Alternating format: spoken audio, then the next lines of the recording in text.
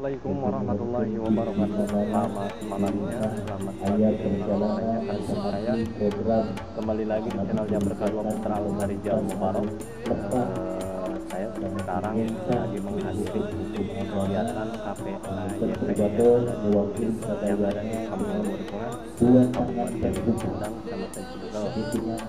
Mudah-mudahan ada yang ada di sini yang selalu memberikan motivasi buat anak yatim, yang selalu memberikan santunan dan memberikan motivasi buat anak-anak yatim. Mudah-mudahan kebaikan-kebaikan yang ada di komunitas AYP lebih maju dan lebih bagus lagi. Kembali lagi kita Assalamualaikum warahmatullahi wabarakatuh. Kita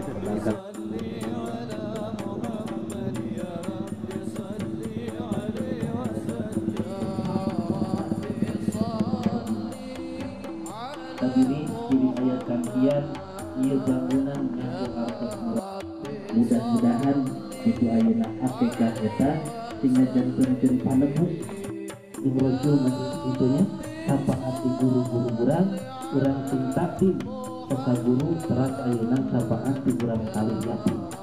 Biasanya alhamdulillah teras paminta tina perkawis pendanaan ieu mah ukur sekedar nyanggakeun ka Allah kitunya tina ayeuna rezeki kurang kali.